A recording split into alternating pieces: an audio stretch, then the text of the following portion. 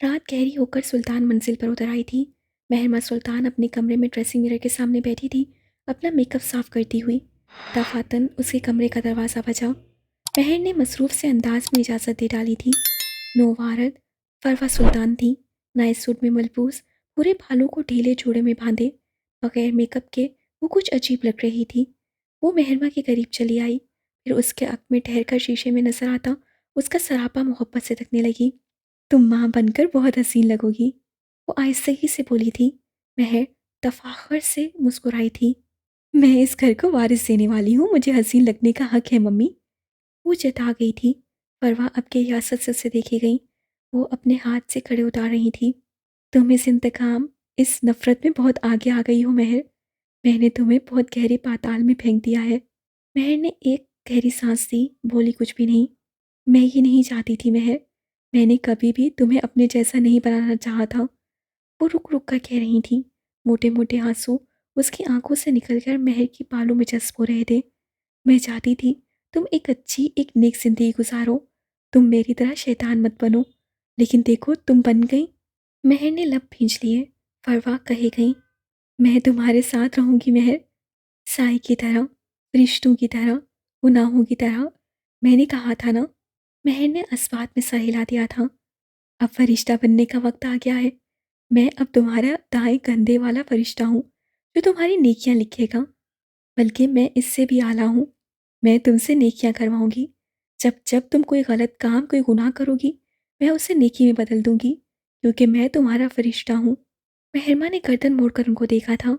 उसकी आंखों में कुछ अजीब सा था। आपको क्या लगता है मुझे शैतान बनाने वाली आप थी? मुझे बुरा आपने बनाया? पर वह उसे देखती रही। महर ने नफी में सर हिलाया। मैं शुरू से ही ऐसी थी मम्मी, बस तब मेरे ऊपर कुछ पर्दे थे। मुझे लगता था मैं नेक बन सकती हूँ, लेकिन अब बस, अब मैं थक गई हूँ। मेरा असल कबूल करना मेरे लिए कोई बड़ा मसला नहीं था, और अब मैं उसे कबूल कर चुकी हूँ। मैं खुश हूँ, ठीक हूँ, आप मेरी फिक्र ना करें। वह फरवा के दोनों हाथों को थाम कर बोली थी। फरवा मुस्कुरा भी न सकी। उसकी आंखों में अब भी वहशत थी। तुमने हाले का अपॉइंटमेंट लिया है, तुम उसके साथ ऐसा नहीं कर सकती महर। लौट आओ, अंधेरे आगे बहुत तारीख से आए हैं। इससे आगे जाओगी तो खो जाओगी। मैं तुम्हें इससे ज़्यादा आगे नहीं जाने दे सकती। हाले की शादी को तोड़ने की जिद छोड़ दो। उमर हयात मरकर भी उस पर गिव अप नहीं करेगा। तुम हाले को जीने क्यों नहीं देती? बहन जैसी है वो तुम्हारी। वो बेबसी और मिन्नत से कह रही थी। महर ने सर झटका था। उस शादी को तोड़वाने की कोशिश मैं छोड़ चुकी हूँ। आपको क्या लगता है मैं हाले की दुश्मन हूँ? महर तुंधी से पूछ रही थी। नहीं मम्मी, औरत औरत की दुश्मन, ये कहानियां अब नहीं बिकती। हाले बस मोहरा है। असल दुश्मनी मेरी उम्र से है। उम्र से? परवा ने बेयकीनी से उसे देखा था। हाँ, उम्र से।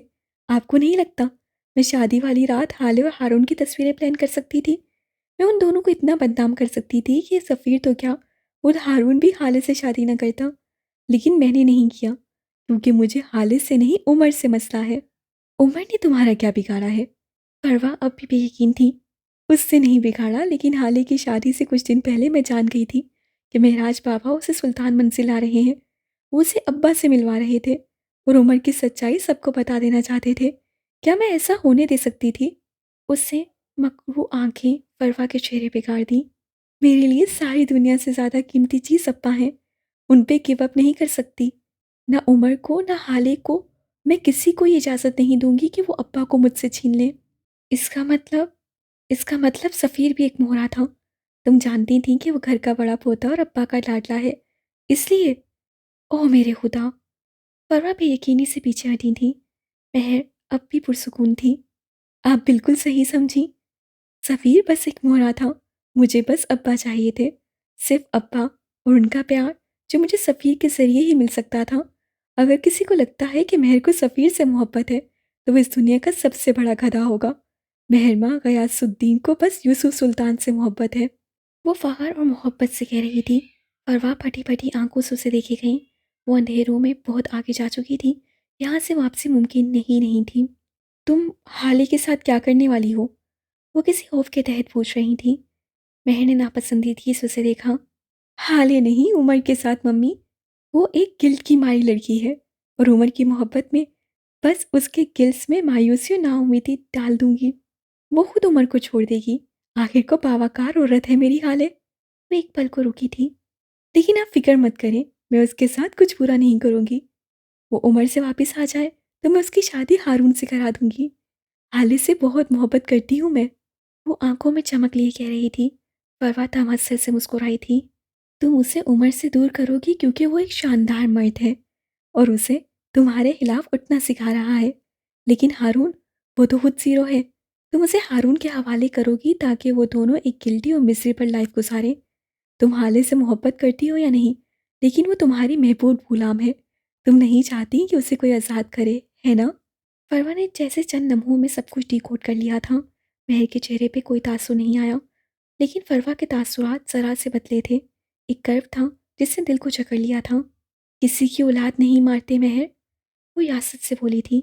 चाहे अच्छी हो चाहे बुरी, चाहे गोरी हो चाहे काली, हराम हो या फिर हलाल, किसी माँ से उसकी औलाद नहीं छीनते। उनकी आंखों के आगे कई बरस पहले का मंजर था। वो शम्स की मिन्नतें कर रही थी।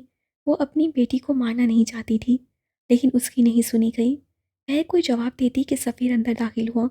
वो दोनों यहाँ अपनी अपनी जगह चूकी थी। सफ़ीर भी हल्का सा चौंका था। आप यहाँ? आज हमारे कमरे को शर्फ कैसे बख्शा? वो मुस्कुराते हुए आगे आया। फरवा के करीब रुककर उसका कंधा चूमा। उसके बालों पर हाथ फेर गई थी। उसी पहर, उसी लम्हे वो फैसला कर चुकी थी कि अब उसे वाकई फरिश्ता बनना था। वो महर को किसी की औलाद छीनने नहीं देगी। अब वक्त था कि शैतान से फरिश्ता बना जाए। एक माह बाद, ये एक माह बगैर किसी बदमज़गी के गुजर गया था। महर माँ और सफ़ीर मुल्क में नहीं थे। उन दोनों ने अपना हनीमून प्लान किया था और अब 2 दिन पहले ही वापस आए थे। हाले सुल्तान और उमर हयात की ज़िंदगी भी नॉर्मल होने लगी थी। किस तरह की नॉर्मल, ये सब आप जानते ही होंगे। ये रात के 8 बजे का वक्त था। उमर ऑफिस से घर आ चुका था और इस वक्त हाले के साथ किचन में था। वो उसके लिए आज स्पेशल डिनर तैयार कर रही थी। उमर उसके अक में बैठा था, कुर्सी खींचे हर मामले में अपनी टांग अड़ाता हुआ। चूल्हे पे नॉन स्टिक कढ़ाई चढ़ी हुई थी जिसमें आज देसी खाना बन रहा था। हाले सुल्तान की स्पेशल मलाई बोटी। बेगम साहिबा, इतनी मलाई नहीं डालते, तुम क्या कर रही हो? उससे मलाई का पैकेट कढ़ाई में डालती हाले को कोई सोमी बात टोका था। तुम्हें पता है उमर, मुझे इस सारे अरसे में तुमसे शदीद वाली मोहब्बत कब हुई थी? वो हंडिया में चम्मच चलाते हुए पूछ रही थी। उमर इश्तियाक से आगे को हुआ। कब? जब डॉक्टर ने तुम्हारी जुबान बंद करवा दी थी। हाले ने सोच कर ही मजा लिया था। आह, सुकून के दिन थे। और यहाँ उमर का सारा मजा हराब हो गया था। मेरी जिंदगी के सबसे बुरे दिन थे। ये सोचो, जो इंसान अपनी आवाज़ सुनकर जीता मरता हो उसकी आवाज़ ही बंद कर दो। ये कहाँ का इंसाफ है? अली ने घूम कर उसको देखा था। ढेर सारा इश्तियाल अंदर दबा रखा था। क्या करे, वो उसका आदमी था। कभी मजाल है जो तुमने मेरी तारीफ की हो उमर। करता तो हूँ, मुझे तुम्हारी आंखें बहुत पसंद हैं। वो उसे देखते हुए नरमी से कह रहा था। हाले के चेहरे पे चमक आई थी। अच्छा, ऐसा क्या है मेरी आंखों में? वो आपके इश्तियाक से बोली थी। ज़्यादा कुछ नहीं, ये बस मेरी आंखों जैसी हैं, सेम सेम। वो बेनियाजी से कहता एक बार फिर हाले को दबा गया था। तुम ना उमर, तुम तुम मुझसे हर किस बात मत करो। सख्त सहर लगते हो मुझे। वो गुस्से से कहती दोबारा अपनी आंटी की तरफ मुतवज्जा हो चुकी थी। खुले बाल उससे बेहद तंग किए हुए थे। अब की बार हांडी में चम्मच चलाते हुए उसके अंदाज में जारियत थी। उमर खामोशी से अपनी जगह से उठाया और उसके हक में आकर खड़ा। हाले नहीं मुड़ी। वो उसी तरह जोर जोर से चम्मच चलाती रही। मैं तुम्हें क्या क्या बताऊं हाले, तुम गुस्से में भी अच्छी लगती हो, तुम प्यार से बात करते हुए भी अच्छी लगती हो। वो नरमी और आहिस्तगी से कहना शुरू हुआ तो हाले एकदम ठहर गई थी। तुम मुझे हर वक्त हर लम्हा अच्छी ही लगती हो। सबसे ज़्यादा अच्छी पता है कब लगती हो? वो उसके बाल समेटते हुए पूछ रहा था। हाले कुछ नहीं बोली। जब तुम पैसे बचाने की बात करती हो तब मुझे बेहद अच्छी लगती हो। वो उसके बालों को जूड़े में बांधता हुआ बोला था। हाले ने करा कर आंखें बंद की थी। ये आदमी नहीं सुधर सकता। तुम सारी की सारी अच्छी हो, बस जरा सी कफ़ायत शायरी सीख लो। हाले अब के पलटी थी। तुम मुझसे कितनी मोहब्बत करते हो? सारी दुनिया से ज़्यादा। तुम मेरे लिए सबसे कीमती हो। वो संजीदगी से बोला था। पैसे से भी ज़्यादा? हरगिज़ नहीं, पैसा मेरा पहला और आखिरी इश्क है। वो कतई लहजे में बोला था। हाले का दिल चाहा था उसका सर फाड़ दे। उमर भी अब हालात की कशीदगी नोट कर चुका था। सो फौरन पैंतरा बदल लिया। अच्छा छोड़ो सारी बातें, चलो तुम्हें किसी अच्छी जगह खाना खिला कर लाता हूँ। आलिया ने चंद पल उसको मशकूक नज़रों से देखा, फिर हार मान ली। ओके, मैं चेंज करके आती हूँ, वो कहते हुए बाहर जाने लगी, जब उमर ने उसका हाथ पकड़ लिया। मैंने कहा था ना, तुम हर वक्त हर हाल में मुझे बस अच्छी ही लगती हो, वो बोलते हुए उसी तरह उसका हाथ पकड़े बाहर निकल गया। हाले अब उससे कुछ कह रही थी, लेकिन आवाज़ फासिया नहीं थी, आवाज़ें मदम होती चली गईं। मिर्ज़ा हाउस में इस वक्त काफ़ी रौनक थी। वहीं मिर्ज़ा ने अपने चंद दोस्त घर बुला रखे थे, जिनमें से कोई वकील था, तो बाकी उनके बिजनेस पार्टनर्स। आज वो यहाँ अहम ऐलान करने वाले थे। मिर्ज़ा हाउस के लॉन में चंद टेबल्स लगे थे, पहरे खाना और ड्रिंक्स सर्व करते नजर आ रहे थे। उन्हीं टेबल्स में से एक पर शम्स सुल्तान और फरवा भी बैठे थे, चेहरे पे झूठी मुस्कुराहटें सजाए, फ़हीम के ऐलान के मुंतज़िर। दफ़ातन फ़हीम अपनी मेज़ के गिर्द लगी कुर्सी के बराबर उठ खड़ा हुआ, मुस्कुराते हुए हाज़रीन को देखा। उसके साथ ही याकूत खड़ा था, मुरझाया हुआ, लाग़र सा। मैं फ़हीम मिर्ज़ा, मैंने अपनी ज़िंदगी में हर तरह के हालात देखे। वो बोलने लगा तो सब ठहर कर उसे सुनने लगे। मैंने भूख देखी, मैंने गुर्बत देखी, उसके बाद अच्छा वक्त देखा, अयाशियाँ देखी। मुझे इस दुनिया में सब मिला, वो फ़ख्र से कह रहा था। इज़्ज़त, दौलत, मोहब्बत, खुशी, ताकत, सारी दुनिया की सारी नेमतें मिली। लेकिन एक चीज़ जो मुझे इन सब पे भारी है, जो मेरी आँखों की ठंडक, मेरे दिल का चैन है, जिसे मैं 1000 कत्ल भी माफ़ कर सकता हूँ, वो मेरा बेटा है। लोगों की आँखों में रश्क भर आया था। सब गर्दनें उठा-उठा कर फ़हीम के साथ खड़े याकूत को देखने लगे। मेरा बेटा मेरी ज़िंदगी में आने वाली सबसे बड़ी खुशी है, सबसे बड़ी दौलत और सबसे बड़ी मोहब्बत। जब याकूत पैदा हुआ था, तब डॉक्टर ने मेरी अहलिया और मुझसे कहा था कि अब हम दोबारा माँ-बाप नहीं बन सकते। वो एक पल को रुका था और फिर अपना बाजू याकूत के कंधे पे रखा और कहता रहा। मुझे एक पल को लगा जैसे बहुत बुरा हुआ है मेरे साथ, लेकिन फिर अगले ही पल जब मैंने याकूत को देखा, तब मैंने डॉक्टर से कहा था कि इस बच्चे के बाद मुझे किसी और की ज़रूरत भी नहीं। वो गर्दन उठाकर ताफ़्फ़ुर से कह रहा था, उसके अंदाज से गरूर की बू आती थी। वो छोटा सा बच्चा आज बहुत बड़ा हो गया है, वो मेरे कंधे को आने लगा है, और आज मैं उसकी सालगिरह के मौके पे उसे अपना सारा बैंक बैलेंस, अपनी सारी जायदाद, अपनी ज़िंदगी की सारी जमा पूंजी अपने बेटे के नाम कर दी है। एकदम तालियां पीटी गईं, सराहा गया, मुबारकबाद दी गई। लोग अश कर उठे थे। याकूत किसी रबोट की मानिंद खड़ा था। फ़हीम अब भी कह रहा था, मेरा बेटा अब से सारे मामलात देखेगा। मेरा बेटा अब से मेरी एम्पायर का मालिक होगा, क्योंकि मेरा बेटा ही कुछ अरसा बाद होने वाली नीलामी में अब हेवन प्रोजेक्ट खरीदेगा, क्योंकि उसके दिल में रहम है। हम शम्स सुल्तान की मदद करेंगे कि वो बच्चों को इस बुरे माहौल से निकाल कर किसी अच्छी जगह ले जाए, जहाँ ये ड्रग्स और बुराई ना हो। मेरा बेटा कहता है हुस्न उस पे तमाम हुआ। मैं आज कहता हूँ सारी दुनिया की मोहब्बतें मेरे बेटे पे तमाम हुई। वो मोहब्बत से एक बार फिर बोला था। याकूत का दम घुट रहा था। वो इतना अच्छा नहीं था जितना उसे बताया जा रहा था। लोगों में हलचल सी मच गई थी। अब उन्हें याकूत मिर्ज़ा से ताल्लुकात बढ़ाने थे। वो उठ उठ कर अपनी जगह से आ रहे थे। मुबारकबाद, कामयाबी की दुआएं। याकूत कुछ नहीं सुन रहा था, कुछ नहीं देख रहा था। उसे बस ज़रा फासले व बैल्कोनी में बैठी नरमीन दिख रही थी। वह उसी की इस आवाज़ से ज़ख्मी हो रहा था। एक माह गुजर गया था, लेकिन वो अपनी बात से टस से मस ना हुई थी। अगर वो लड़की नहीं, तो ये कामयाबियाँ, ये मुबारकबाद, ये सब बेकार ही तो था। रेस्टोरेंट का ओपन हॉल लाइट्स की वजह से जगमग कर रहा था। गोल मेज़ों के गिर्द 2 ऊंची कुर्सियां लगाई गई थीं। दूर स्टेज पे कोई गुलकार बैठा था, जो मध्यम से सुरों पे मौसीकी की धुन बिखेर रहा था। सारा माहौल उसी म्यूजिक की फसूं हेसी में डूबा हुआ था। ऐसे ही एक गोल मेज़ के गिर्द उमर हयात और खालिद सुल्तान भी बैठे थे। वो दोनों खाना खाते हुए हल्की-फुल्की बातें भी कर रहे थे। काफ़ी देर से उमर को अपने ऊपर किसी की नज़रों का इर्तिकाज़ महसूस हो रहा था। उसने पलट कर देखा तो उसकी दाईं तरफ वाली मेज़ पे 3 लड़कियां बैठी थीं, जो उसी की तरफ देख रही थीं। उनके हाथ में मोबाइल भी था। शायद उन्होंने उमर की तस्वीर भी ली थी। उमर की नज़रों के इर्तिकाज़ में आली ने भी देखा, तो लड़कियों ने किसियानी सी होकर रुख बदल लिया। मुझ पे नज़र रखा करें, ज़माना बहुत ख़राब है। अली ने घूर कर उसको देखा। तुम ज़माने से ज़्यादा ख़राब हो। सोच लें मैं हाथों से निकल जाऊंगा। वो मुस्कुराते हुए वार्न कर रहा था। तुम हाथों में आए कब थे? और वैसे भी इन परकटी कबूतरियों से जलने की ज़रूरत नहीं मुझे।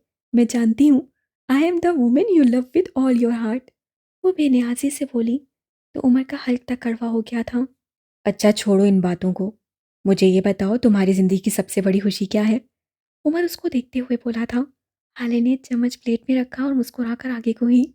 मेरी ज़िंदगी की सबसे बड़ी खुशी खाना है।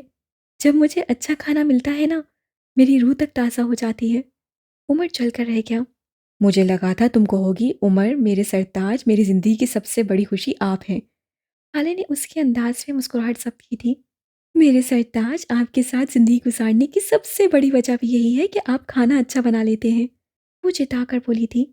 अच्छा ये बताओ तुम्हारी ज़िंदगी की सबसे बड़ी खुशी क्या है? हारे ने सवाल बदला था। उमर चंद लम्हे उसे देखता रहा, फिर ज़रा आगे को झुका। पैसा, मेरा वाहिद इश्क और मेरी वाहिद खुशी। और तुम्हारा सबसे बड़ा खौफ? वो बगैर रुके पूछ रही थी। तुम्हें खो देना। मैं तुम्हें खोने से डरता हूँ। वो बगैर झिझके बोला था।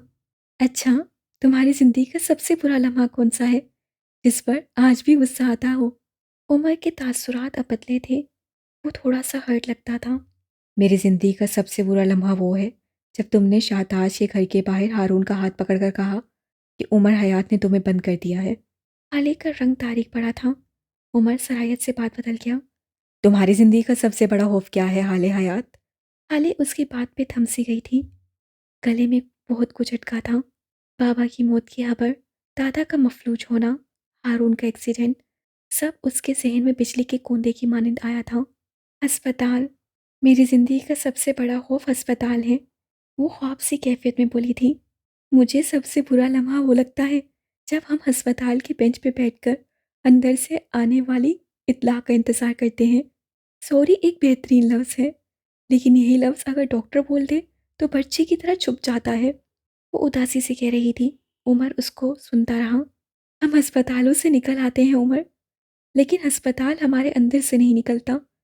वो खौफ, वो बेबसी, वो अपने किसी करीबी का अंदर होना और बाहर बैठकर इंतज़ार की सूली पे लटकना, ये हमारे अंदर से कभी नहीं निकलता। अस्पताल और बीमारियां इंसान को खौफज़दा कर देती हैं। मेरा सबसे बड़ा खौफ यही है, एक दिन मैं किसी अस्पताल के बेंच पे बैठी होंगी और अंदर मेरा कोई करीबी होगा, फिर डॉक्टर आकर कह देगा आई एम सॉरी। उमर ने उसके हाथ के ऊपर अपना हाथ रखा। हाले खामोश हो गई। कुछ पल इसी तरह ऑकवर्ड सी खामोशी में डूबे रहे। फिर उमर ने अपने कोट की जेब से एक मखमली डब्बियाँ निकाली। अब के हाले के चेहरे पे चमकदार आई। उमर ने डब्बी खोली तो उसमें से चकमक करती हीरे की अंगूठी थी। अल्लाह अल्लाह उमर, तुम्हें याद था कि तुमने मुझे अंगूठी नहीं दी? वो अपना हाथ उमर के हाथ में देती हुई जोश से कह रही थी। उमर मुस्कुराता रहा। जाहिर है बेगम, याद तो रहेगा ना।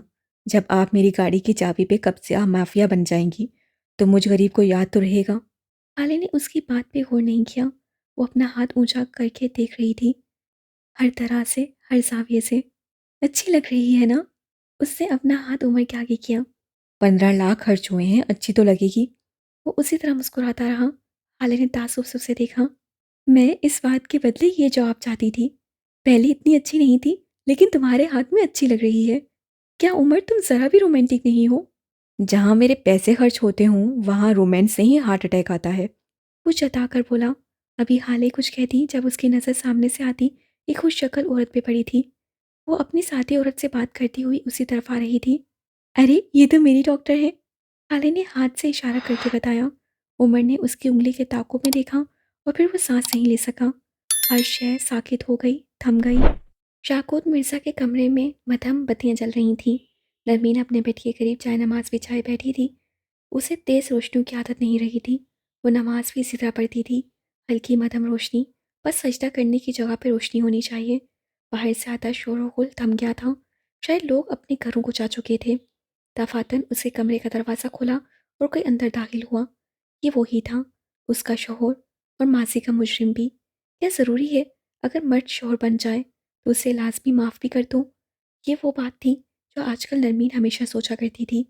उसे सलाम फेरकर हाथ दुआ के लिए उठाए थे। याकूत छोटे छोटे कदम लेता उसके करीब चला आया, फिर यूं ही फर्श पे उसके पास बैठ गया। वो दुआ मांगती रही और याकूत पलक झपके बगैर यासत से उसे देखता रहा। वो दुआ मांग चुकी तो खाली खाली नजरें उठाकर याकूत को देखा। तो ये तय हुआ कि तुम मुझे माफ़ नहीं करोगी? वो बोला तो ढेर सारा रंज उसकी आवाज़ में शामिल था। हर माफ़ीनामे के कुछ उसूल और शराइत होते हैं। तुम शर्तें पूरी कर दो और माफ़ीनामा ले जाओ। और चाहे इन शर्तों के बदले मेरी जान चली जाए, मेरा दिल मर जाए। जो लोग दूसरों का दिल मार चुके हों, उन्हें तैयार रहना चाहिए कि जब अल्लाह की राठी बरसेगी तो उन्हें भुगतना तो पड़ेगा ही। वो खोखले लहजे में बोली थी। चंद पल खामोशी रही। नरमीन उसी तरह जाए नमाज पे बैठी रही और याकूत उस ठंडे फर्श पर। मैं तुमसे मोहब्बत करने लगा हूँ। तुम्हें छोड़ना मौत जैसा है। मैं अपने हाथों से कैसे खुद पे मौत का फरमान जारी करूँ। उसकी आवाज़, आज की उसकी आवाज़ से वही दिलों को चीरता हुआ दुख था। मोहब्बत तो मैं भी करती हूँ, बल्कि मैंने इस दिन का इंतज़ार कई सालों से किया था। इस तरह किसी दिन तुम मेरे सामने बैठो और कहो, नरमीन मुझे तुमसे मोहब्बत है। वो दिन आ गया है लेकिन मेरा दिल मर गया है। अब कुछ महसूस नहीं होता याकूत। उसकी आंखें गीली हो रही थीं। अब तुम सामने बैठो तो प्यार नहीं आता। तुम चले जाओ तो मैं तुम्हारी वापसी का इंतज़ार नहीं करती। बस मुख्तसर ये कि मैं तुम्हारी इज्जत नहीं करती। वो बेबसी से बोली थी। मैंने बहुत कोशिश की मैं उस रात को भूल जाऊं, तुम्हारी इज्जत करूं, तुमसे वफादार रहूं, तुमसे कर्ब ना खाऊं। लेकिन जानते हो क्या? उसे याकूत की जख्मी सी आंखों में देखकर पूछा। दिल मर गया है याकूत, और कातिल तुम हो तो मैं तुम्हें माफ़ कर सकती हूँ लेकिन तुम्हारे साथ नहीं रह सकती। मैं तुमसे इतनी मोहब्बत करती हूँ कि सारी ज़िंदगी तुम्हारे साथ रहकर तुमसे बेजार नहीं रहना चाहती। मैं बस तुमसे अलग होना चाहती हूँ। वो भारी होते दिल के साथ कह रही थी। याकूत के दिल पे हर हर लम्हा बोझ बढ़ता जा रहा था। मैं चाहती हूँ हम अलग हो जाएं, ताकि मोहब्बत की सैनिटी बरकरार रहे, ताकि इज्जत जो मोहब्बत की पहली सीढ़ी है, कोई लड़की उस पर समझौता ना कर ले।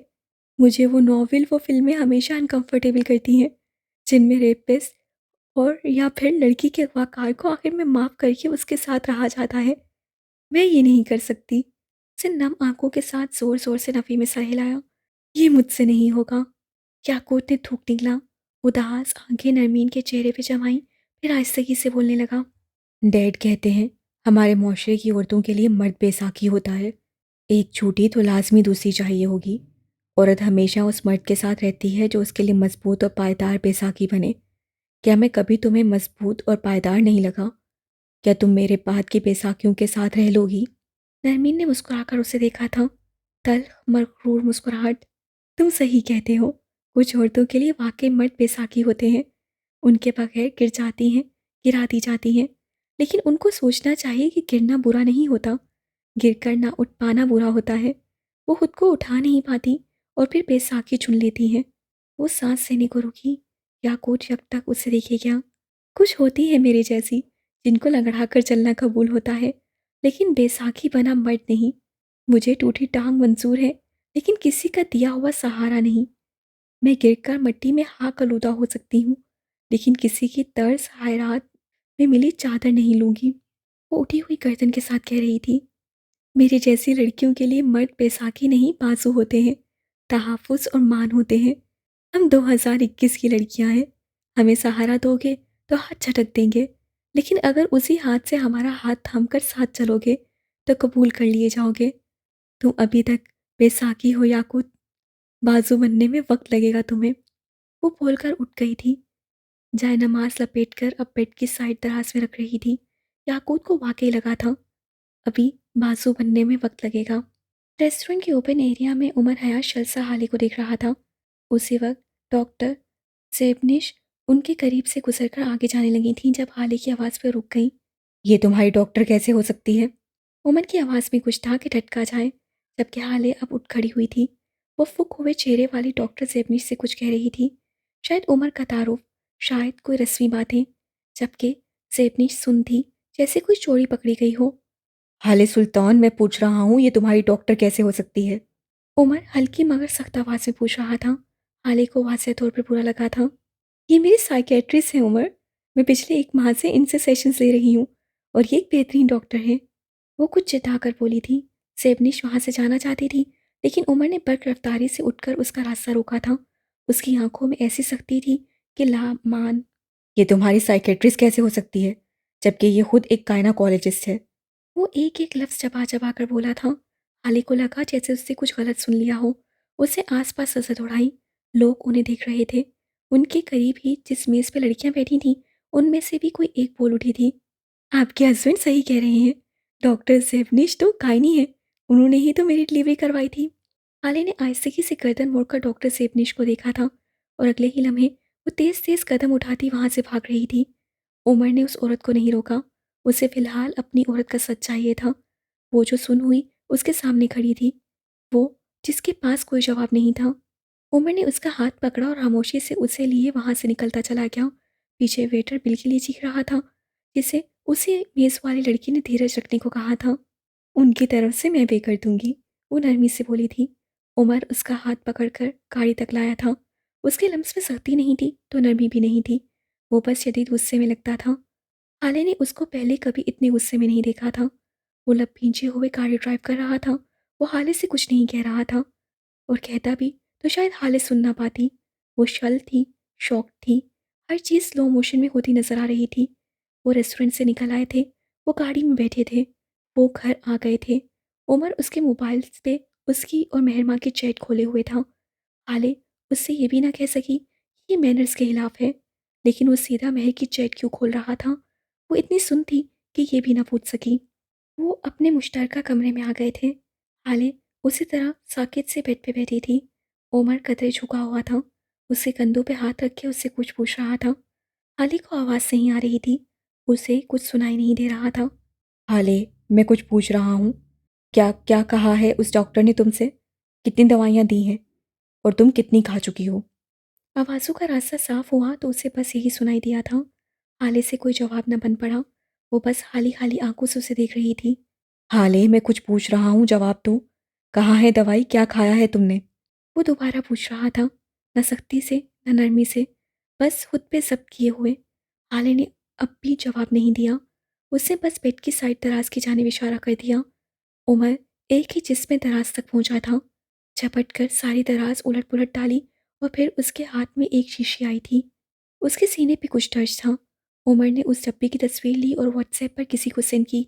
साथ ही उस नंबर पे कॉल करने लगा। कॉल बंद की तो मैसेज करने लगा। वो बस हसियानी सा लग रहा था। हाले उसे नहीं देख रही थी। वो अब भी कुछ नहीं देख रही थी, न सुन रही थी। उसे अब भी लगता था उमर को गलतफहमी हुई होगी। कॉल का सिलसिला मिल गया तो उमर ने फ़ोन स्पीकर पे डाला। वो कमरे में दाएं बाएं चक्कर लगा रहा था। हाँ अनम, जो तस्वीर भेजी है वो दवाई किस चीज़ की है? आगे से कुछ कहा गया था, कुछ सख्त सुस्त। उमर ने कोफ से सर झटका था। तुम बता रही हो या नहीं? आगे से गहरी सांस ली गई थी। बर्थ कंट्रोलिंग पिल्स हैं ये। अब सुन लिया। उमर का मोबाइल को थामा हुआ हाथ एक लम्हे को कांपा था। हाले का पूरा वजूद काम किया था। वो दोनों अपनी जगह सुनते। फोन के उस पार कोई कहे जा रहा था, ये बहुत हाई डोज है उमर। इससे औरत की अपनी सेहत भी खराब होती है और आगे बच्चे के मामले में भी बहुत ज़्यादा कॉम्प्लिकेशंस होते हैं। वैसे कौन ले रहा है इनको? उमर ने जवाब नहीं दिया। उसने कॉल काट दी। दिल को जैसे किसी ने पर्चे से चीर दिया हो। रूह तक पिलपिला गई थी। हाले अब भी उसे देख रही थी, शल, साकिन। तुमने अच्छा नहीं किया हाले। उसे शिकवा किया था। हाले ने नम आंखों से उसको देखा था और फिर उसके हलक से अटक अटक कर चंद जुमले निकले थे। तुम्हें गलत लग रहा है। वो ऐसा नहीं कर सकती। वो मेरी बहन है, मेरी माँ जैसी है। उमर की आंखें वैसी ही रहीं, सख्त, बेतासुर। वो दो कदम आगे आया, हाली की आंखों में देखा। वो तुम्हारी बहन नहीं है। उसने एक एक लफ्ज़ पे जोर दिया। हाले बेख्तियार रो पड़ी। मैं जानती हूँ वो मेरी फुप्पो की बेटी है। मैं बस। वो तुम्हारी फुप्पो की बेटी भी नहीं है। अब के हाले रोना भूल उसे देखे गई। तुम्हारी फुप्पो के यहाँ एक बेटा हुआ था, बेटी नहीं। आसमान से पत्थरों का थाल सा था जो हाली के ऊपर गिरा था। शौक सा शौक था। तुम्हें जानना था ना मैं कौन हूँ। जाओ, हमारा नक्कानामा उठाकर मेरा नाम देखो। वो बोलकर पीछे हटा था। हाले अब भी सुन थी। उमर अब अपनी दराज से अपनी कन निकाल रहा था। हाले उसे नहीं देख रही थी। वो हसन को कॉल मिला रहा था। हाले नहीं सुन रही थी। वो बाहर निकल गया। हाले महसूस नहीं कर सकी। उसे आज पहली बार लगा था कि अब बस हाले, अब रेड फ्लैग्स पे आंखें खोलो। अब सुर्ख बत्ती को नज़रअंदाज ना करो। सुल्तान मंजिल के बाहर इमारत की ओट में उमर हयात की गाड़ी खड़ी थी। उसके पीछे ही एक और गाड़ी थी जिसके अंदर लैल और हारून बैठे थे। उसी असना में उन्होंने सुल्तान मंजिल का महलनुमा दरवाज़ा खुलते हुए देखा। सिल्क के स्याह नाइट गाउन में मलबूस मेहरमा बाहर आती दिखाई थी। रोशनियों की वजह से उसने अपनी आंखों के आगे हाथ रखा हुआ था। चौकीदार उससे कुछ पूछ रहा था। वो जवाब में कुछ बताते हुए आगे बढ़ आई थी। उमर की गाड़ी के करीब आकर वो रुकी। शीशे को पार से वो उसे ही देख रहा था। क्यों बुलाया है मुझे इस वक्त? वो गाड़ी के शीशे पर झुकी। उसकी आवाज़ में गुर्राहट थी। फ़ौरन से पहले गाड़ी के अंदर आकर बैठो, वरना अभी के अभी तुम्हारे शौहर को कॉल करके यहाँ बुलाऊंगा। और तुम जानती हो ना वो औरतों पर यकीन करने के मामले में कितना बुरा है। उमर का अंदाज मशीनी था, यूं जैसे उसे कभी किसी जज्बे ने छुआ ही ना हो। क्या बकवास है? तुम इतना कैसे गिर सकते हो? जाओ यहाँ से अभी के अभी, वरना बहुत बुरा होगा। उमर ने जैसे उसकी सुनी ही ना हो, उससे अपना मोबाइल उठाया और सफ़ीर का नंबर मिलाने लगा। और अब मेहर को अंदाज़ा हुआ था कि उसने बाहर आकर कितनी बड़ी गलती कर दी थी। अभी कॉल जाती कि मेहर ने झपट कर उसके हाथ से मोबाइल गिरा दिया था और खुद दूसरी तरफ से घूमकर आई गाड़ी में बैठते हुए उसे ठाक की आवाज़ से दरवाज़ा बंद किया। उमर के सुकून में रत्ती बराबर फ़र्क नहीं आया था। क्यों बुलाया है मुझे? वो फुनकारी थी। तुमने मेरी बीवी को जिस डॉक्टर के पास भेजा वो साइकेट्रिस्ट नहीं थी। मेहर का रंग फूक हुआ था लेकिन उससे ज़ाहिर नहीं होने दिया। मेरी बीवी अब तक एक माह की दवाई ले चुकी है और जानती हो मेरा कितना नुकसान हुआ है। उसके लहजे में सख्ती थी न तंज, लेकिन कुछ था जो अजीब था, खौफजदा करता था। मैंने तुमसे कहा था मेहरमा, मैं एक पानी से गलने वाला गोश्त नहीं हूँ। तुमने बड़े बड़े मुर्दार खाए होंगे, तुम होगी कोई गिद्ध, लेकिन मैं तुमसे बड़ा गिद्ध हूँ। नोचने के बदले मैं नोचूंगा। महरमा पीछे को हुई थी। इस लम्हे उसे उमर से खौफ आया था, लेकिन अगले ही लम्हे उमर ने उसकी कोशिश नाकाम कर दी। उसे सख्ती से मेहर का बाजू दबोच लिया था। वो सुन रह गई। आसपास मौत का सन्नाटा फैल गया था। अपने कमरे में बैठी खालिद सुल्तान पे जैसे सोगतारी था। उसे उमर की बातें अब तक समझ नहीं आ रही थी। वो हर दफ़ा कहता था खोज लो, और वो हर दफ़ा नहीं खोज पाती थी। आखिर क्या था जो उसका राज था? वो सोचे गई। उसका जहन खाली था। कोई बात, कोई इशारा, कुछ भी तो नहीं था जो उसकी तरफ इशारा करता। और ये क्या बकवास की थी उसने कि मेहरमा उसकी पुप्पो की बेटी नहीं है? और अगर वो नहीं है तो पुप्पो की वो औलादे नरीना कहाँ है? अगले लम्हे को, बस एक लम्हे को, उसके ज़हन में उमर का नाम आया था और फिर अगले ही पल उसे झटक भी दिया। वो खुद को अब तक तावील दे रही थी कि उमर वापस आएगा और कह दे कि मेहरमा सच्ची थी, उमर झूठा। लेकिन उसी लम्हे उसका मोबाइल बजने लगा। उससे गर्दन घुमाकर देखा, मोबाइल बेड पे पड़ा था। अमीर आदमी कॉलिंग। किन अल्फाज चकमगा रहे थे? ये नाम उससे खुद सेव किया था। हाले ने मरे मरे हाथों से फ़ोन उठाया। उमर ने बस उसे लाइन पे रहने को कहा था। अगले ही पल उसे मेहरमा की आवाज़ सुनाई दी थी। हाले अपनी जगह सुन रह गई। उमर उसे गाड़ी में बैठने का कह रहा था। वो जवाबन कुछ कह रही थी, फिर हल्की सी बहस के बाद वो गाड़ी में आ बैठी थी। उमर उससे कुछ कह रहा था। जवाब में वो तड़ाक कर बोली थी, हाँ भेजा उसको डॉक्टर के पास। अब क्या कर लोगे? मेरा बच्चा मार दोगे? आओ मारो। हाले को अपनी ज़िंदगी में आप पहली बार हसद बोलता हुआ सुनाई दिया। वो बर्फ बन गई, मुजस्सिम बर्फ। गाड़ी में बैठे उमर हयात ने तनसे नजरों से महर को देखा था। तुम्हें क्या लगता है तुम मेरी औलाद को कुछ करोगी तो मैं तुम्हें बख्श दूंगा? खून का बदला खून, इज्जत का बदला इज्जत, और जो तुमने किया है उसका बदला भी तुम्हें मिलेगा मेहर डार्लिंग। वो बड़े आराम से बोलकर महर की आवाज़ अदा कर गया था। साथ ही उसे एक झटके से गाड़ी घुमाई थी। महर उसे रोक नहीं सकी। वो जानती थी अब बहुत देर हो चुकी है। उमर इतनी तेज ड्राइव कर रहा था, महर को अपना सांस रुकता महसूस हो रहा था। सिर्फ एक बार, सिर्फ एक बार उससे गाड़ी से बाहर निकलने की कोशिश की थी, जिसके बदले में उमर ने अपना मोबाइल उसकी गोद में डाल दिया था। मोबाइल पे एक वीडियो चल रही थी, महर की सुल्तान मंजिल से निकलने की वीडियो, फिर बाहर खड़े होकर उमर से बात करने की वीडियो। वो सुनती, मारे बेबसी की उसकी आंखें भरने लगी थीं, लेकिन वो कुछ नहीं कर सकी। एक खाली फैक्ट्री नुमा जगह पे लाकर उमर ने गाड़ी रोक दी थी। वो नीचे उतर आया, फिर बाहर से ही महर की जानिब का दरवाज़ा खोल उसे बाहर निकाला था। फैक्ट्री के दरवाजे पर पहले ही दो लोग खड़े थे, छोटे बालों वाली लैल और उसके साथ खड़ा हारून शाहिद। मेहरमा को लगा था आज उसकी मौत तय है।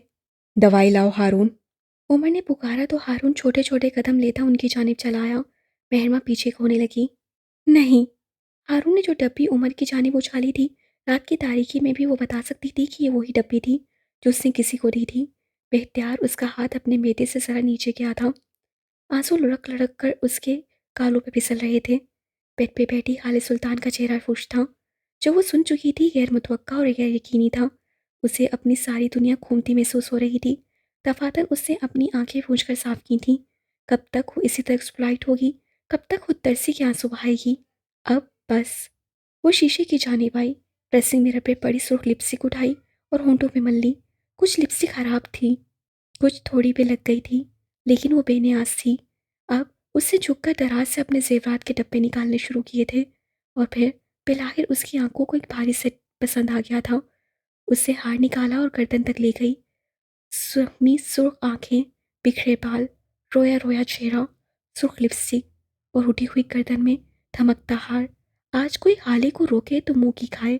उसका रुख नफीसा हयात के कमरे की जानिब था। अगले चंद लम्हात में वो उनके कमरे में थी। नफीसा अपने बेड से टेक लगाए, आंखों पे नज़र का चश्मा लगाए, किताब हाथ में लिए हुई थी। उन्होंने हाले की इस हालत को देखा और फिर सीधी हो बैठी। अब कि उनकी आंखों में फिक्र था, अलबत्ता वो बोली कुछ नहीं।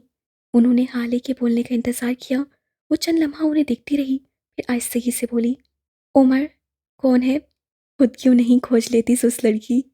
वो मुस्कुराकर बोली थी, लेकिन एक मीठा तंज भी शामिल था। वो आपका बेटा नहीं है ना? नफीसा की मुस्कुराहट सिमटी थी। तुम क्या कहना चाह रही हो? यही कि वो आपका सगा बेटा नहीं है। आपने उसे पैदा नहीं किया। आप शायद उसे कहीं से उठा कर लाई थी, या फिर शायद कोई उसे आपको दे गया था। क्यों, यही है ना सच? हाले के लहजे में भी तंजी था। तुम ऐसा कैसे कह सकती हो? हाले 2 कदम आगे आई। इसलिए क्योंकि आपने मुझे बताया कि जब औलाद नहीं होती तो लोग कैसे कैसे जुमले कसते हैं। जब आप हर उम्मीद खो देते हैं तब क्या होता है। लेकिन आपने मुझे कभी ये नहीं बताया कि एक मुआवजा होता है और अल्लाह आपको औलाद से नवाज देता है। आपने ये नहीं बताया क्योंकि आपके यहाँ ये मुआवजा हुआ ही नहीं। आपने उमर की परवरिश की सारी बातें बता दी, लेकिन कभी उसकी पैदाइश के वक्त की तकालीफ का जिक्र नहीं किया क्योंकि आपने उसे पैदा किया ही नहीं। ये सच है ना आंटी? वो आखिर में गीली आवाज़ के साथ बोली थी।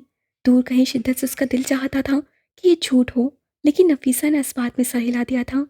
हाले की आंखों से गरम गरम आंसू बहने लगे। रात के अंधेरे में फैक्ट्री के बाहर खड़े उन 4 लोगों के दरमियान वापस आओ तो उमर ने दवाई की डब्बी महर के हाथ में दे रखी थी। इसे खाओ मेहरमा, ये उतना ही डोज है जितना तुमने मेरी बीवी को दिया था। उसके लहजे में सख्ती थी, कहीं दूर तक कोई रियायत नहीं थी। उमर प्लीज़ देखो, हम बात कर लेते हैं। मैं समझाती हूँ। I can explain. महरमा रोते हुए आगे बढ़ने लगी थी। मैं 10 तक गिनूंगा मेहरमा। उमर ने सख्ती से उसे झिड़का था। अगर इन 10 मिनट के अंदर अंदर तुमने ये दवाई नहीं खाई तो मैं अभी और इसी वक्त सफ़ीर को फ़ोन करूंगा और उसे हमारी तस्वीर भेजूंगा जैसे तुमने भेजी। महरमा ऊंची आवाज़ में रोने लगी थी। उमर कहेगा, मैं उसे वीडियोस भेजूंगा जैसे तुमने भेजी। इस वक्त मैं गिद्ध हूँ, मैं नोच भी सकता हूँ, चीर भी सकता हूँ। फैसला तुम्हारे पास है। 1, उमर प्लीज़ मेरी बात सुनो। 2, तुम जो कहोगे मैं करूँगी। 3, मैं माफ़ी मांगती हूँ, मुझे माफ़ कर दो। 4, मैं हाले से भी माफ़ी मांग लूँगी। वो ऊंचा ऊंचा रो रही थी। 5, मेरा बच्चा मर जाएगा उमर। वो बेबसी से चीख पड़ी। उमर ने गोया कान लपेट लिए हों। 6, उमर प्लीज़, उमर मुझसे गलती हो गई, प्लीज़ मुझे माफ़ कर दो, मेरा बच्चा मर जाएगा। 7, मैं अंधी हो गई थी, मुझे कुछ पता नहीं चला। I am sorry. उसका गला बैठने लगा था। 8, अब के उमर ने बोलते हुए मोबाइल अपने सामने किया था। 9, वो कॉल मिला रहा था। मेहरमा घुटनों के बल नीचे बैठ गई थी। आंखें बुरी तरह बरस रही थीं। मिन्नत करते लब खामोश हो गए थे। 10। उससे डब्बी खोल ली थी। उसकी आंखें सागित हो गईं। वो बस डब्बी में मौजूद सफ़ेद चूरे नुमा पाउडर निकाल कर हथेली पर रख गई। गोलियों का चूरा, उसके बच्चे की मौत। वो किसी जनूनी की तरह सारे का सारा सफ़ेद चूरा खाते चली गई, किसी बरसों के भूखे की तरह। आज उसे अंदाज़ा हुआ था, कानों के कच्चे मर्द से शादी करना क्या होता है। अगर यहाँ उसकी जगह खालिद सुल्तान होती तो उसे कम से कम ये खौफ ना होता कि उसका मर्द किसी की बातों में आकर उसे छोड़ देगा। वो नीचे ज़मीन पर बैठी किसी मनहूस खिद की माने लग रही थी। उमर उसके करीब पंजों के बल बैठा था, उसे तासुब से देखता हुआ, तैश से देखता हुआ। कमरे में मौजूद अलमारियों से एक एक चीज़ बाहर निकाली गई थी। फर्श पे कागजात बिखरे पड़े थे, कपड़े, ज्वेलरी और ना जाने क्या क्या। अगर वो ऑर्गेनाइज आदमी अपने कमरे की हालत देख लेता तो यकीनन बेहोश हो जाता। हाले सुल्तान अलमारी में सर दिए बैठी थी, एक एक कागज़ बाहर निकालती। उसकी आंखें खुश्क थीं, चेहरा खाली। दफातन उसके हाथ मतूबा कागज़ लगे थे, वो उसका निकाहनामा था। हाले ने झपटने के अंदाज में सारे वर्क खोले और अब उसकी नज़रें उमर हयात के नाम पे थीं। नाम यही था, लेकिन उसके आगे आज कुछ दर्ज था। उमर हयात, वल्द, वहाँ चली हान हाले बेयकीनी से पीछे हटी थी। आपका चेहरा मेरे किसी अजीज से मिलता है। उसके कानों में कोई आवाज़ गूंजी थी। मुझे आपसे अकीदत है, जैसे घर के किसी बड़े से होती है। वह फटी फटी आंखों से उन कागजात को देखे गई। सारी दुनिया रुक गई थी। सारे मनाजिर धुंधले हो गए थे। बस कुछ आंसू थे जो टूटकर आंखों से गिरे थे। ये इंसान और आंसुओं का साथ अपती क्यों है? सिल्क के स्याह गाउन में मलबूस लड़की की हालत यूं थी जैसे कोई मुर्दा हो। वो शल सी जमीन पे बैठी थी। आंखें हर किस्म के जज्बात से आ रही थीं। सुर्ख, खाली, मुर्दा आंखें। उसकी थोड़ी और लबों पे वही सफ़ेद पाउडर लगा था। वो अपनी सारी जिंदगी हारे बैठी थी। उमर अब उससे करीब से उठा था। मैं वहाँ जहान नहीं हूँ जिसके बच्चे उससे दूर कर दोगे। वो हल्की आवाज़ में बोला था, जिताती हुई आवाज़। मैं उमर हयात हूँ। मेरा खानदान, मेरी बीवी, मेरे बच्चों को आंख उठाकर भी देखा तो नोच खाऊंगा। वो कहते हुए अपनी गाड़ी की तरफ मुड़ गया। लैल उसके साथ थी। उमर गाड़ी का दरवाज़ा खोलते हुए रुका था। जरा फासले पे खड़े हारून को देखा। घर छोड़ो अपनी बहन को, सुरमाई बिल्ले। वो ऊंचा पुकार कर बोला था। हारून ने उसे नहीं देखा। वो अब भी मेहर माँ को देख रहा था। वो बचपन से उसे देखता आया था। आखिर कब कब उसकी नज़र इतनी हटी कि मेहर माँ इतनी बड़ी कित बन गई। कुछ वक्त बाद उमर हयात की गाड़ी कराची की सड़कों पर दौड़ रही थी। तुमने बहुत गलत किया उमर, लैल बेचैनी से बोली थी। ज़्यादा अच्छी बनने की ज़रूरत नहीं है। मैं जानता हूँ मैंने क्या किया है। उमर ने उसे झिड़का था। और वैसे भी कोई दवाई नहीं है थी, उसमें बस सादा आटा और नमक था। मैं किसी के बच्चे नहीं मार सकता। वो लापरवाही से बोला था। लैल ने उसको फख्र से देखा। कंधों से बहुत बड़ा बोझ सिरका था। वो चाहे जो मर्जी कह ले, लेकिन वो उमर हयात था। इंसानियत से नहीं गिर सकता था।